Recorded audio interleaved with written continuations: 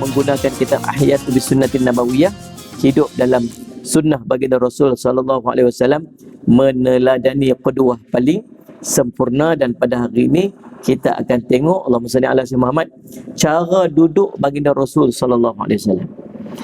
Kitab ni tuan-tuan, dia menyusun perbuatan-perbuatan Nabi SAW, apa yang Nabi SAW buat daripada Nabi SAW bangun tidur sampai tidur balik. Alhamdulillah Rabbil Alamin, wal aqibatu lil muttaqin, wa bihi nasta'in ala umuri dunya wad din. Asyhadu an la ilaha illallah wa asyhadu anna sayyidana Muhammadan abduhu wa rasuluh.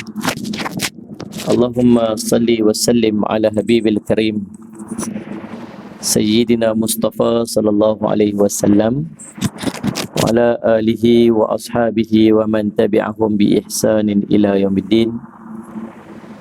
Subhanaka la ilma lana illa ma 'allamtana innaka antal alimul hakim. Rabbi shrah li sadri wa yassir li amri wahlul 'uqdatam min lisani yafqahu qawli. Bismillahi ma sya Allah, la yasuqul khair illallah ma sya Allah, la yasrifu su'a illallah ma sya Allah, ma kana min ni'matin faminallahi ma sya Allah, wa la hawla wa la quwwata illa billah al-aliyyil azim.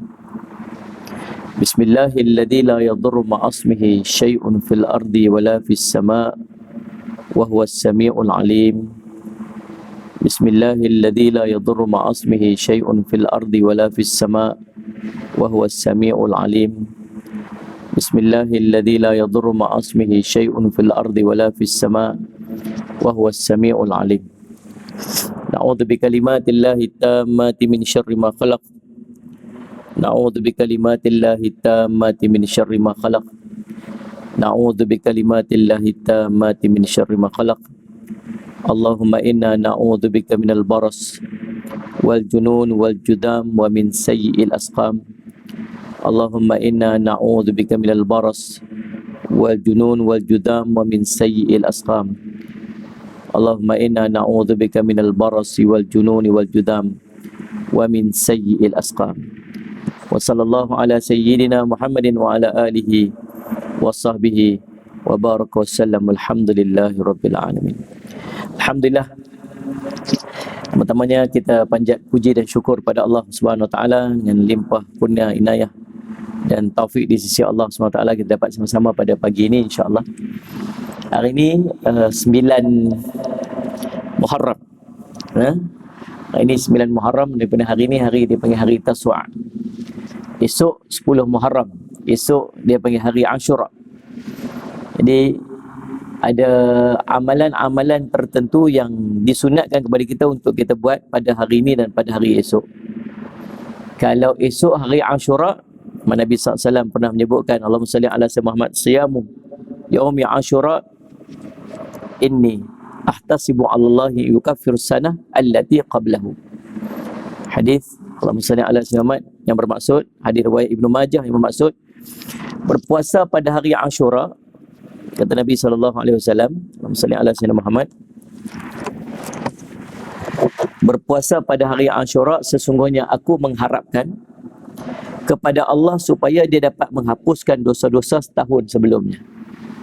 Itu kelebihan daripada berpuasa hari Ashura esok 10 hari bulan. Dan waktu Nabi SAW sampai ke kota Madinah, Nabi SAW tengok orang-orang Yahudi berpuasa pada hari Ashura 10 hari bulan Muharram. Maka Nabi SAW pun tanya, pasal apa kamu berpuasa pada hari ini? Lalu dia kata, pada hari ini merupakan hari perayaan, hari perlepasan, hari perayaan mereka menyambut peristiwa bebasnya Nabi Musa dan kaumnya daripada cengkaman Fir'aun, dan pada hari tenggelamnya Fir'aun dan kaumnya. Pada hari tersebut, maka Nabi Musa AS berpuasa pada hari tersebut, dan kami juga berpuasa pada hari tersebut. Maka Nabi SAW menyebutkan bahawa kami lebih layak kepada Musa berbanding dengan kamu. Maka Nabi SAW berpuasa pada hari Ashura, dan Nabi SAW memerintahkan kita untuk berpuasa pada hari Ashura. Maka esok pastikan kita puasa. Yang kena azam untuk puasa esok at least. Sekurang-kurangnya esok kita puasa. Cumanya tuan-tuan, Allahumma salli ala sayyidina Muhammad, Allahumma salli ala sayyidina Muhammad. Dalam sebuah riwayat yang lain, Nabi SAW memberitahu kepada Ibnu Abbas radhiyallahu anhuma bahawa seandainya dipanjangkan usia, maka Nabi SAW akan berpuasa pada 9 hari bulan pada tahun hadapan. Seandainya dipanjangkan usia, Nabi SAW akan berpuasa pada hari Tasu'a, hari ke-9. Namun takdir Allah SWT, Nabi SAW wafat sebelum sampai tahun hadapan. Maka ulama menyebutkan, terutamanya pada mazhab kita Imam Syafi'i, menyebutkan bahawa disunatkan kepada kita untuk kita berpuasa pada hari Tasu'a. Walaupun Nabi SAW tak sempat buat, tapi Nabi SAW telah berazam untuk buat. Maka sallallahu alaihi Muhammad, kita berpuasalah pada hari Tasu'a sesuai dengan azam baginda Rasul sallallahu alaihi wasallam. Dan pada sebuah hadis yang lain, Nabi SAW sebut, sumu yaumal ashura wa khalifu fihi al-yahudu sumu qablahu yauman aw ba'dahu yauman. Berpuasalah kamu pada hari Ashura dan berbezalah dengan orang ataupun golongan Yahudi. Berpuasalah sehari sebelumnya ataupun sehari selepasnya. Ada mungkin di kalangan kita ni yang tak puasa hari ni, tak tahu. Memang hari ni dengar kula subuh hari ni dia.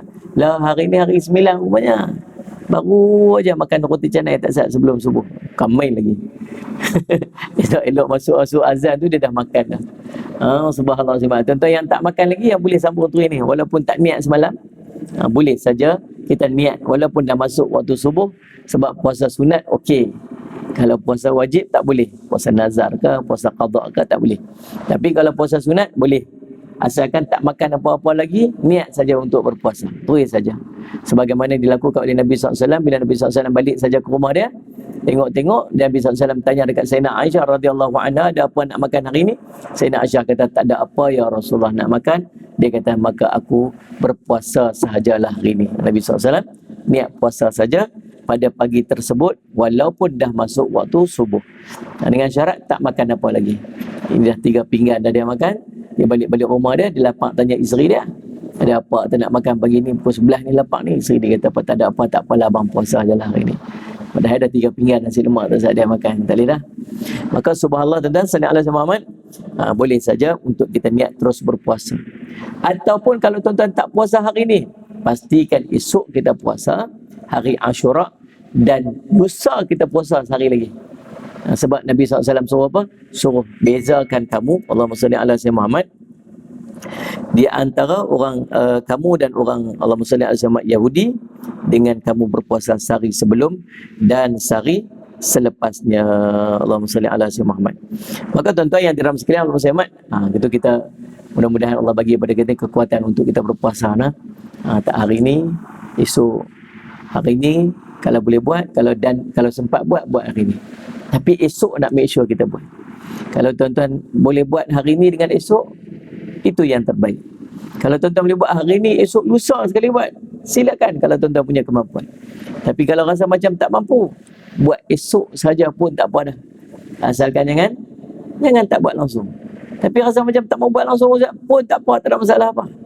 Yang rasa macam tak mau lah Ustaz, saya tak larat lah Ustaz, saya ni jenis kalau tak makan ikut suka lah tuan-tuan. Cuma tak dapatlah manfaat. Baik tuan-tuan, Allahumma salli alaihi wasallam, kita menggunakan kitab Ahyatu bis Sunnatin Nabawiyah, hidup dalam sunnah baginda Rasul sallallahu alaihi wasallam, meneladani qudwah paling sempurna. Dan pada hari ini kita akan tengok, Allahumma salli ala sayyidina Muhammad, cara duduk baginda Rasul sallallahu alaihi wasallam. Kitab ni tuan-tuan, dia menyusun perbuatan-perbuatan Nabi SAW, apa yang Nabi SAW buat daripada Nabi SAW bangun tidur sampai tidur balik. Yang saya susun ambil daripada beberapa rujukan kitab. Nabi SAW bangun tidur tu, apa Nabi SAW buat sepanjang hari Nabi SAW tu sampai Nabi SAW tidur balik. Nabi keluar musafir, Nabi pakai baju, nak cara Nabi makan, cara apa saja Nabi SAW buat dalam hidup tu, cuba nak himpun, nak compile kan. Saya lihat Muhammad. Dan hari ini nak tengok cara duduk baginda Rasul sallallahu alaihi wasallam. Allahumma salli ala sayyidina Muhammad. Wa an Qailah binil Mahramah radhiyallahu anha qalat, Ra'aitu an-nabiyya sallallahu alaihi wasallam fi masjidi wa huwa qadi'ul furqasa. Sallallahu alaihi wasallam. Qurfasa. Falamma ra'aitu Rasulullah sallallahu alaihi wasallam sallallahu alaihi wasallam al-mutahashshi'a fil jilsati wa ra'aitu min al-farqi atau kama qala.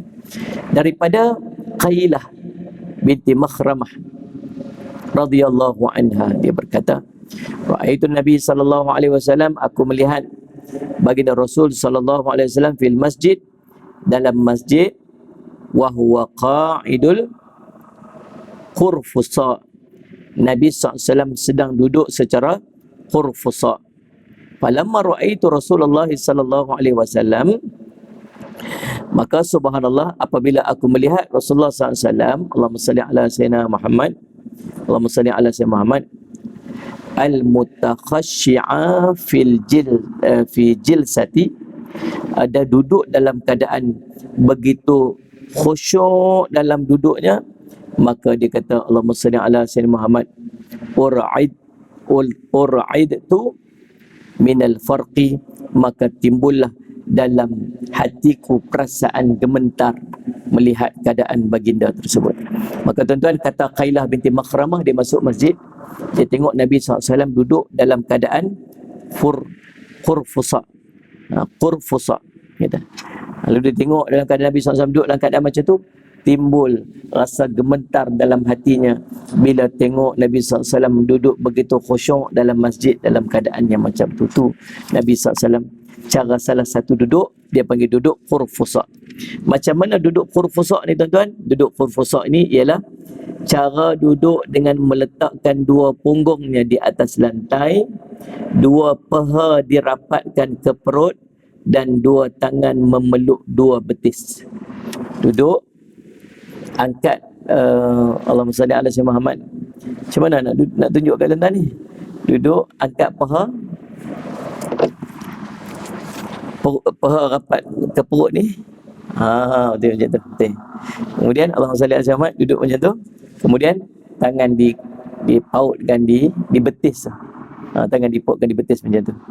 Nabi SAW duduk macam tu dalam masjid. Sahabat masuk tengok Nabi SAW duduk macam tu. Dia rasa gementar. Rasa gementar ni pasal apa? Pasal izzah Rasul sallallahu alaihi wasallam. Sallallahu alaihi Muhammad. Bukan gementar takut macam nak kena lari jauh. Nabi SAW ni, Allahumma salli ala sayyidina Muhammad, para sahabat duk cerita, kalau kami duduk dalam majlis, tiba-tiba Nabi SAW lalu, mesti orang akan perasan.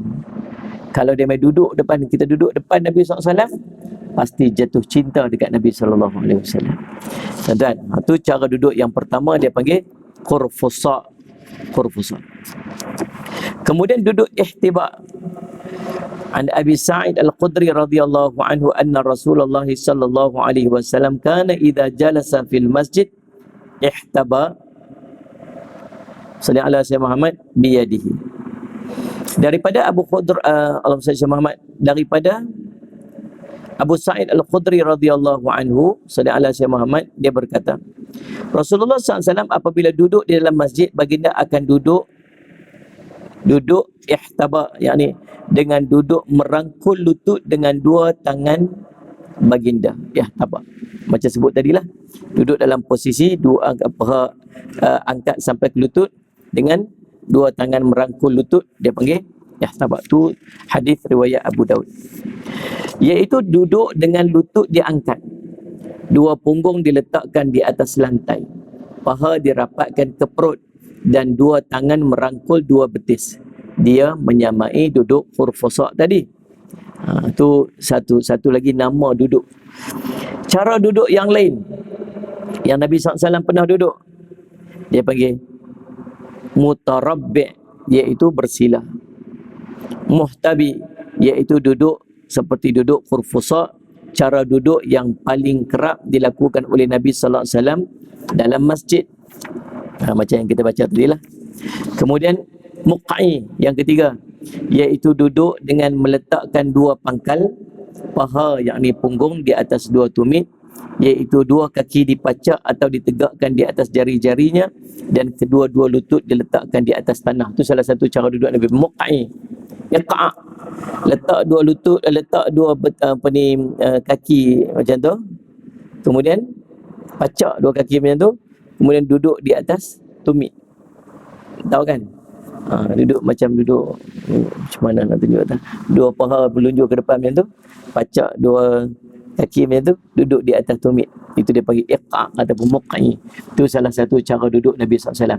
Tapi yang paling banyak cara Nabi SAW duduk dalam masjid tadi, dia panggil qurfusa ataupun ihtibak tadi ni, duduk angkat paha tu, letak rapat ke perut, kemudian dua tangan merangkul di betis. Itu cara duduk Nabi sallallahu alaihi wasallam. Adapun waktu makan Nabi sallallahu alaihi wasallam, Nabi sallallahu alaihi wasallam tak duduk bersila. Sallallahu alaihi wasallam Muhammad. Macam dalam hadis yang menceritakan tentang cara makan baginda Rasul sallallahu alaihi wasallam, Nabi sallallahu alaihi wasallam tak makan dengan cara duduk bersila. Pasal apa? Pasal Nabi sallallahu alaihi wasallam tak mau berlama-lama waktu duduk makan. Nabi SAW tak duduk bersila, ataupun tak bersandak tangan macam ni, tak duduk itu. Nabi SAW makan tak menggunakan, Nabi SAW tak duduk atas meja waktu makan. Tuan-tuan makan atas meja tak? Mana ada orang makan atas meja? Orang duduk menggunakan meja. Nabi SAW tak menggunakan meja. Nabi SAW bila duduk makan, Nabi SAW duduk dalam keadaan dia ada hadis dah saya tengok tentang makan baginda Rasul sallallahu alaihi wasallam, cara makan baginda Nabi sallallahu alaihi wasallam. Allahumma salli ala sayyidina Muhammad.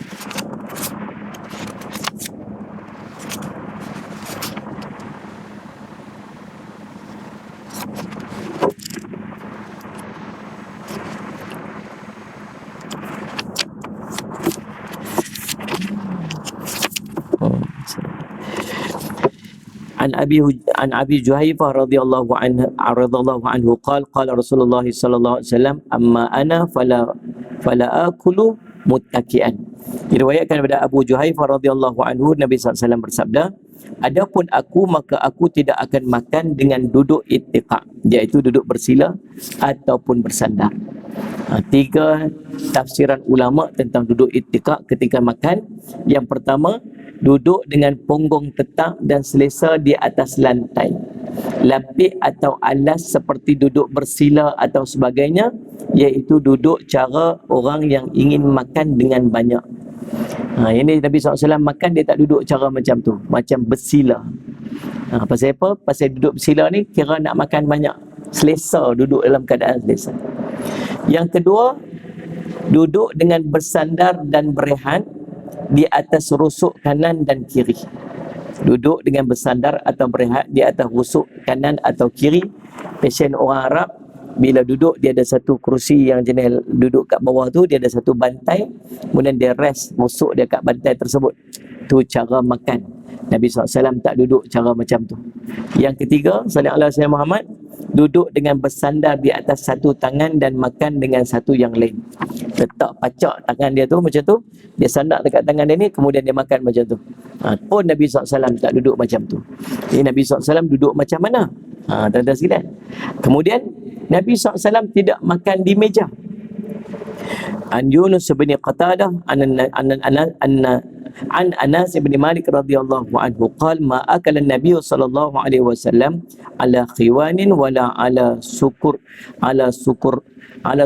rajatin wala khubiza lahu muraqqiqun faqultu li Qatadah fa'ala ma kanu ya'kulun qala ala hadhihi as-sufr. Diriwayatkan daripada Yunus daripada Qatadah yang meriwayatkan daripada Anas bin Malik, katanya tidak pernah Nabi SAW makan di atas meja, makan menggunakan meja, dan tidak pernah juga makan dalam pinggan kecil. Begitu juga tidak pernah dimasak untuk baginda roti yang lembut. Berkata Yunus, aku bertanya Qatadah, kalau begitu atas apa mereka makan? Jawab Qatadah, di atas sofrah ataupun di atas, Allahumma salli ala sayyidina Muhammad, alas begini. Dalam hadis ni dalam hadis ni cerita Nabi SAW makan, Nabi SAW tak guna meja. Pasal apa Nabi SAW tak guna meja? Sebab waktu tu menjadi Allahumma salli alaihi kebiasaan kepada orang-orang berbangga-bangga bila dia makan menggunakan meja untuk orang kebesaran-kebesaran ni. Maka Nabi SAW tak mau macam tu pasal dia menyamai kesombongan orang-orang yang sombong. Jadi kita lah ni duk pakai meja, tak boleh kah pakai meja? Sebab Nabi SAW tak pakai meja. Tak. Sebab sombong tu, bukan sebab meja tu. Kalau ini dah jadi kebiasaan kita guna meja, maka tak ada masalah. Dia duk pergi jual meja tu pula. Kan kata memang pagi ni belajar Nabi SAW dulu tak makan guna meja, kita duduk kat bawah sajalah. Kalau niat nak tiru Nabi SAW tak apa, tapi kalau dah ada meja kat rumah tu guna je lah. Sebab kita jadi kebiasaan, bukan satu kebanggaan dah maksudnya salat syamat ataupun kesombongan kita menggunakan meja. Habis tu Nabi SAW makan macam mana duduk dia. Nabi SAW duduknya ini muqa'i ataupun iqa' tadi ni. An Anas bin Malik radhiyallahu anhu yaqul utiya Rasulullah sallallahu alaihi wasallam bi tamrin faraaituhu ya'kulu wa huwa muqa'in min al-ju'. Diriwayatkan daripada Anas bin Malik radhiyallahu anhu yang menceritakan Rasulullah SAW dibawa kepadanya buah tamar, maka aku melihat baginda makan sambil duduk secara al-iqa' kerana lapar. Macam mana ingat dia duduk al-iqa' macam mana? Dua tumit dia dipacakkan, kemudian punggung dia letak di atas tumit. Cara makan baginda Nabi SAW, ketika makan baginda biasanya duduk dalam keadaan tidak tetap, iaitu duduk sebagaimana orang yang ingin segera bangun. Duduk begini dinamakan duduk al-iqa'. Dia merangkumi duduk berikut. Yang pertama, duduk di atas dua punggung sambil menegakkan dua betis. Duduk di atas dua punggung sambil menegakkan dua betis. Macam mana tuan sekalian, Ustaz Muhammad? Duduk tapak kaki macam ni. Tapak kaki macam tu. Sallallahu alaihi Muhammad. Duduk Allah Muhammad. Duduk di atas dua punggung dengan menegakkan dua betis. Kaki betis naik macam tu. Duduk terus rapat ke tanah. Kaki pijak macam tu lah. Macam mana nak abang nak tunjuk tuan-tuan? Tolong buat demo Ustaz. Yang kedua, duduk dengan meletakkan punggung di atas dua tumit dan dua betis serta dua paha dipanjangkan ke atas tanah. Itu macam yang kita faham tadi lah. Tak, tumit macam tu, paha pergi ke depan macam tu. Tadi, yang nombor satu tadi, angkat duduk. Duduk bertinggung, senang cerita lah. Faham duduk bertinggung? Duduk bertinggung. Duduk macam bertinggung. Tapi punggung tu rapat ke tanah. Yang ketiga, duduk dengan menongkat di atas dua lutut dan belakang sallallahu alaihi Muhammad kedua-dua kaki. Duduk dengan menongkat di atas dua lutut dan belakang kedua-dua kaki. Dan yang keempat, duduk dengan menegakkan tapak kaki kanan dan punggung diletakkan di atas hamparan kaki kiri. Yang ni macam duduk orang tabligh duduk makan tu. Angkat satu paha naik ke atas rapat ke perut, satu lagi kaki duduk di bawah. Salih Syamat duduk di atas tapak kaki yang sebelah kiri tu. Tu empat cara baginda Nabi sallallahu alaihi wasallam Salih Syamat duduk ketika makan. Baik tuan-tuan, Allahumma salli alaihi balik pada perbincangan kita tadi ni. Jadi kita dah bincang beberapa cara duduk Nabi SAW.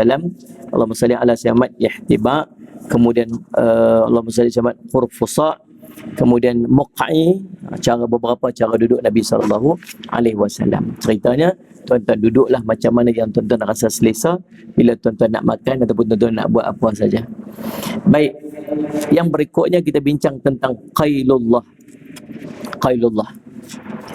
Qailullah ialah tidur sebentar pada tengah hari. Daripada Ibnu Abbas radhiyallahu anhuma, sabda Rasul sallallahu alaihi wasallam, ista'inu bi tu'amis sahar ala siyamin nahar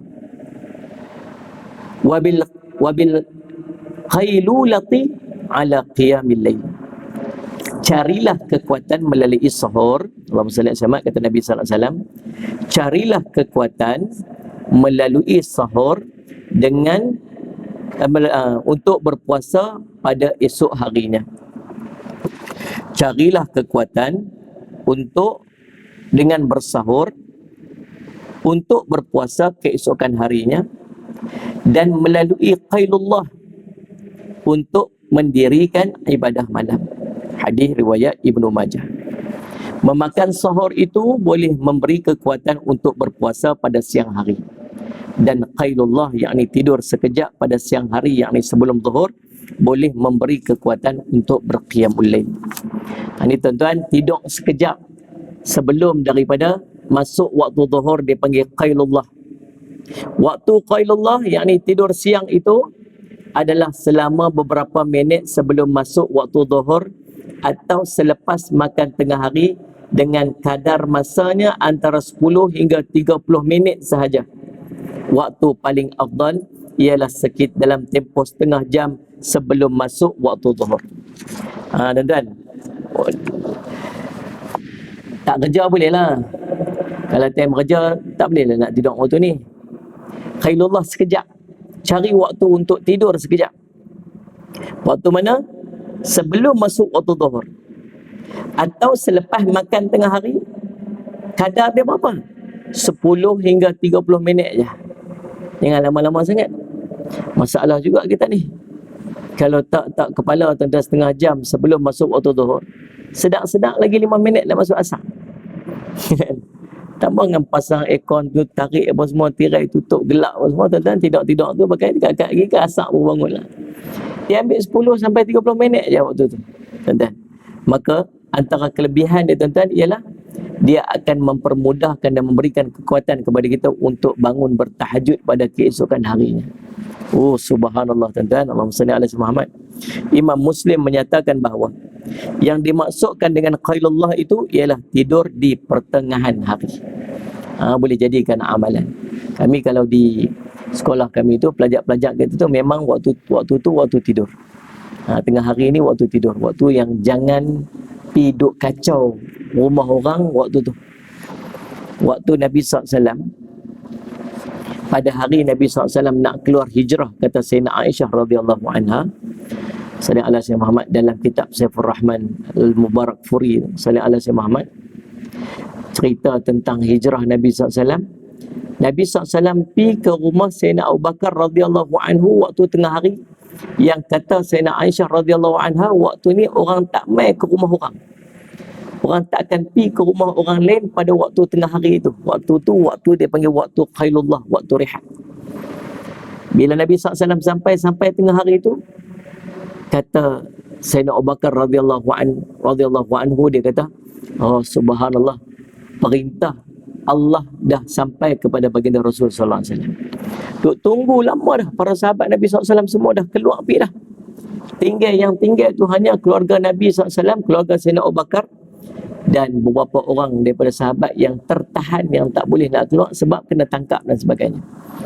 Yang lain semua pergi. Yang Sayyidina Abu Bakar duk tunggu mata, ya Rasulullah, bila nak keluar ni? Bila Rasulullah? Belum sampai waktu dia lagi, tunggu saya. Tiba-tiba main waktu mana? Waktu qailullah tu, waktu tengah hari. Waktu, tuan-tuan, antara waktu yang jangan kacau orang ialah tengah hari. Kita elakkan daripada kita duk telefon orang ke, Salih Syahmat, duk pi bagi salam rumah orang ke, nak pi ziarah orang ke, elakkan daripada pi tengah hari, sebab waktu tu waktu yang tidak dicadangkan untuk pi bertemu dengan orang ataupun ziarah orang pada waktu tu. Tak boleh.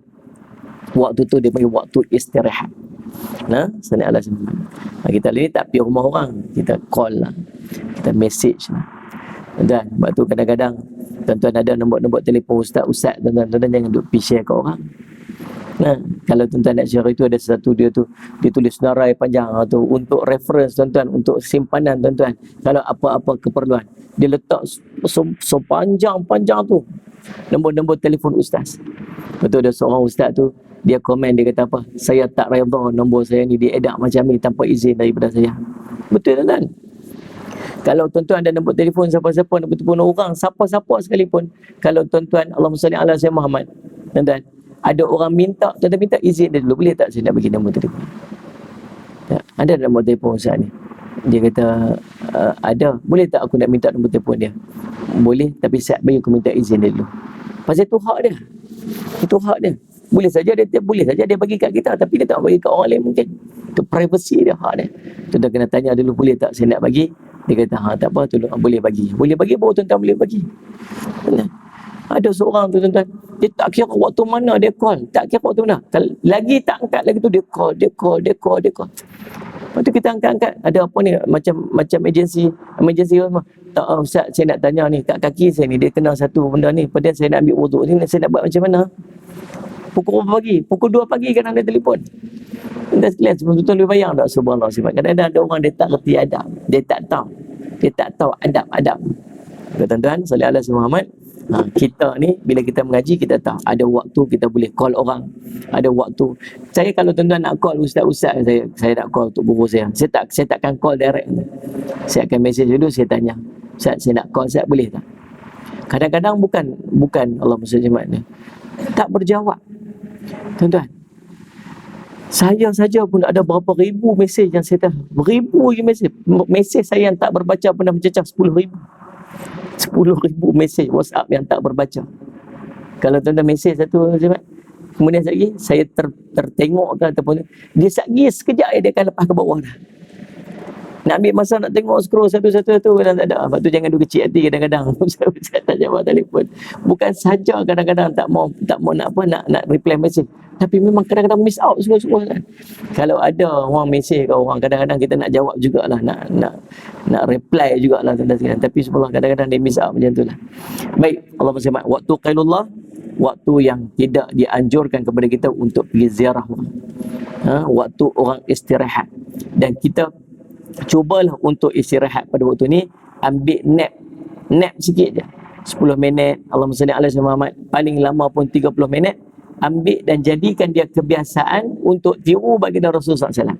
Cuma saya beritahu siap-siap waktu kerja tak boleh lah. Saya duduk pergi bergaduh dengan bos pula. Bos tahu dah, dia duduk lena waktu tu. Dia kata, Ustaz Ismail, pasal apa saya duduk tengok ni, dalam kerja duduk lena ni? Dia kata, bos, saya qailullah. Bos jangan duk marah kat saya. Saya mengikuti sunnah baginda Rasul sallallahu alaihi wasallam. Bos tu siapa duk marah saya? Dia kata, hang ni waktu kerja, janganlah duk tidur. Tuan-tuan, Allahumma salli Muhammad, melaksanakan kerja itu satu kewajipan. Adapun khairullah ini satu sunat. Bila bertemu di antara yang wajib dengan yang sunat, maka utamakan yang wajib. Tu ingat tu elok. Waktu tak kerja, tidurlah tuan-tuan. Salli ala Muhammad. Habis. Yang berikutnya, baring berlunjur di dalam masjid. An Abbad bin Tamim an ammihi radhiyallahu anhuma annahu ra'a an-nabiyya mustalqiyan fil masjid wadi'an ihda rijlaihi 'ala al-ukhra. Diriwayatkan daripada Abbad bin Tamim menceritakan daripada bapa saudaranya Abdullah bin Zaid radhiyallahu anhuma yang menceritakan bahawa baginda melihat Nabi sallallahu alaihi wasallam berbaring, Allahumma salli ala sayyidina Muhammad, berluncur, iaitu tidur di atas belakang badan di dalam masjid, Allahumma salli ala sayyidina Muhammad, dengan meletakkan salah satu kaki baginda di atas kaki yang satu lagi. Hadis riwayat Al-Bukhari dan Muslim. Dalam hadis ini cerita Nabi SAW pernah berehat. Yang dilihat oleh Allahumma salli ala sayyidina Muhammad Abdullah bin Zaid.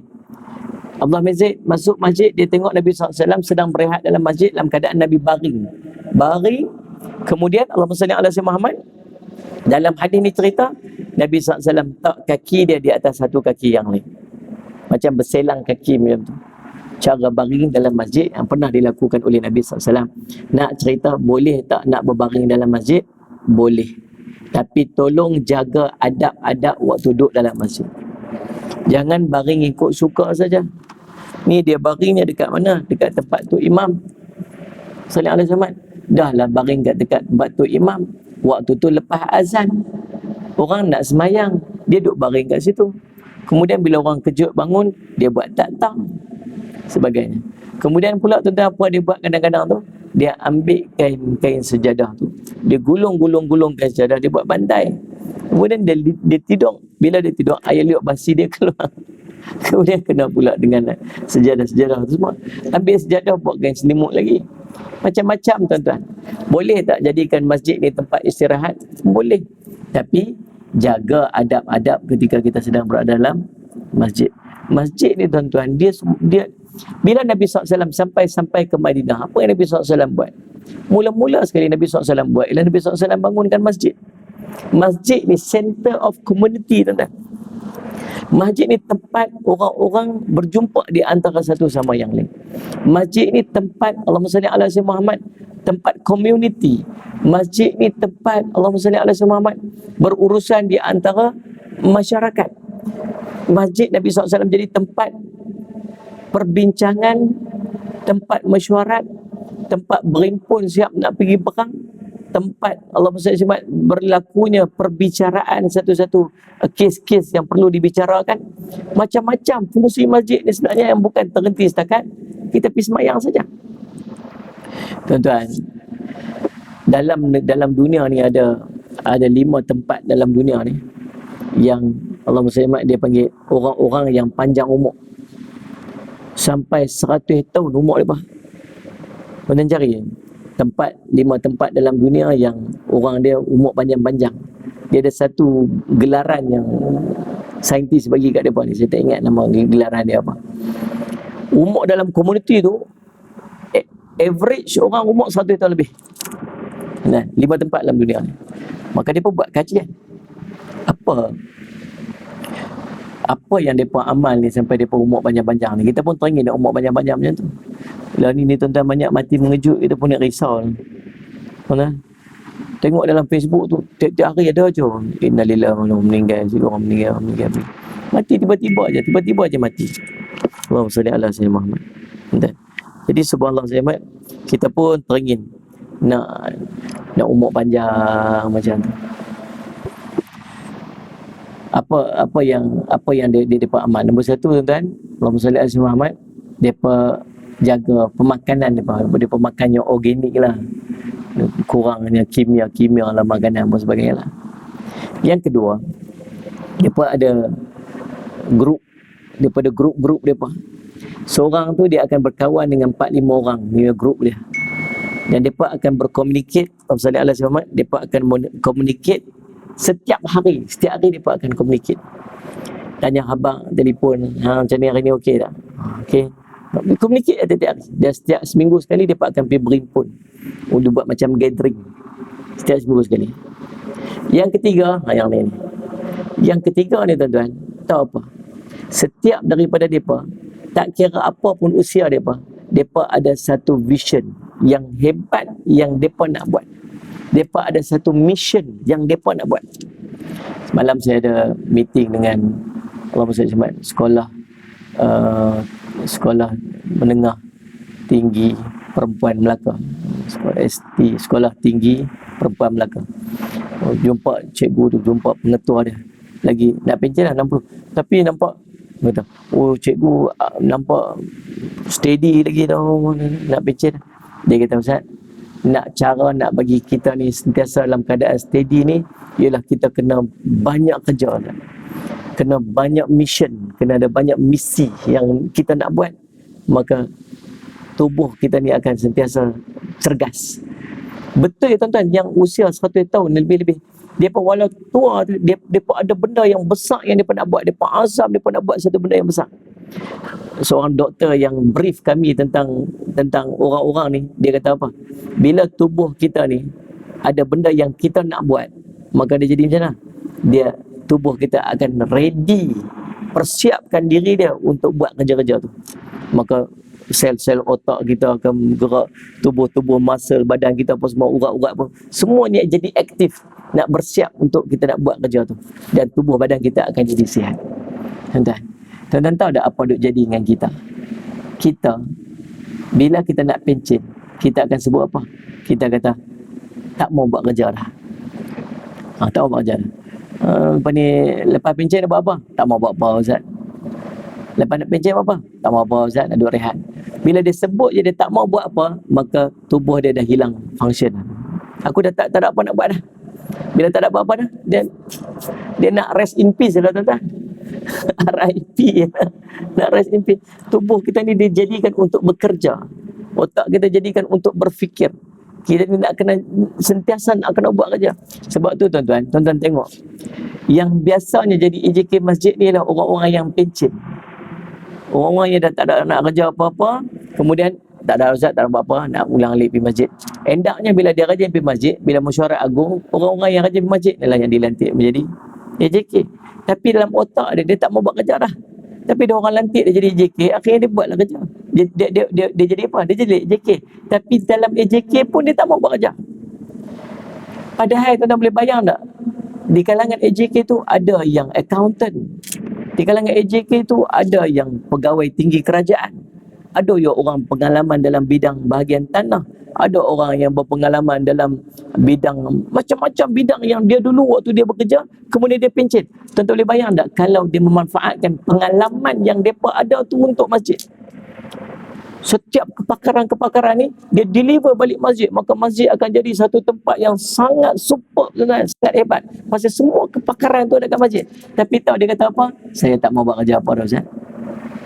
Tahu aja. Maka masjid tak boleh nak mengambil manfaat daripada orang-orang hebat ni. So masjid ni boleh jadi hebat.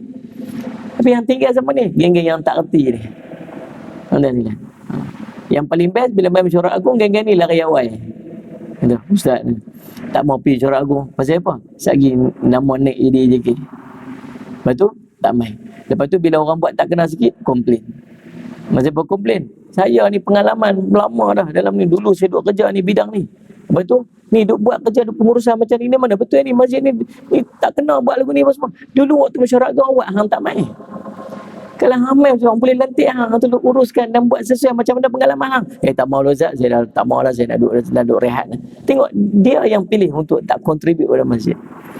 Saya cakap itu bilai kita ni tuan-tuan sekalian saya cakap ni. 70 lebih lah. Main daripada mana tuan-tuan sekalian saya cakap. Punya jong sejam lebih perjalanan main untuk azan. Ni masjid kita ni. Dan sallallahu alaihi wasallam. Semang kan kata. Sampai bila ni? Nak khidmat. Kalau nak khidmat dekat masjid, khidmat sampai mati. Tak ada tempat paling hebat untuk kita berkhidmat melainkan daripada rumah Allah. Nak khidmat mana lagi? Kerja tempat paling istimewa sekali nak tempat kerja, rumah Allah. Tuan subhanallah subhanallah. Ya Allah tuan-tuan sekalian. Maka masjid kita boleh jadikan masjid ni sebagai satu pusat ataupun satu institusi yang sangat hebat. Allahumma salli ala Muhammad kalau sesuai dengan cara dia insya-Allah. Jadi tuan-tuan, pertemuan kita akan datang salli ala Muhammad, kita akan berbincang tentang berbekam. Nabi SAW berbekam. Nabi SAW menganjurkan para sahabat dan umat dia untuk berbekam. Maka apakah kelebihan berbekam? Hari apa yang boleh berbekam? Boleh tak bayar upah kepada juru bekam? Saya cakap bayar upah. Boleh tak boleh kan? Ni kira macam transaksi berkait dengan darah. Boleh ke tak boleh? Kemudian titik-titik bekam. Nabi SAW ajar. Tempat bukan Nabi SAW ajar. Nabi SAW berbekam ada poin-poin dia. Manakah poin-poin berbekam? Sallallahu alaihi Muhammad. Kemudian tuan-tuan sekalian, Allahumma salli Muhammad. Bila tarikh ataupun waktu yang dianjurkan kepada kita untuk berbekam? Dan ada tak hari-hari yang tak boleh berbekam? Ada tuan-tuan. Itu perbincangan kita akan datang insya-Allah. Ini cukup sekadar tu untuk hari ini. Saya minta ampun, minta maaf salah dan silap. Allahumma salli ala Muhammad. Mudah-mudahan menjadi manfaat sebaiknya untuk kita. Aku qawli hadza wa astaghfirullah li wa lakum. Wassalamualaikum warahmatullahi wabarakatuh. Bismillahirrahmanirrahim. Alhamdulillahirabbil alamin. Wassalatu wassalamu ala rasulil amin. Sayyidina Muhammadin wa ala sahbihi ajmain. Allahumma faqihna fid din wa 'allimna ta'wil waj'alna min ibadikas salihin wahdinas siratal mustaqim. Allahumma arina haqqa haqqan warzuqna ittiba'ah wa arina batila batilan warzuqna ijtinabah. Wa sallallahu ala sayyidina Muhammadin wa ala alihi wa sahbihi wasallam. Alhamdulillahirabbil alamin.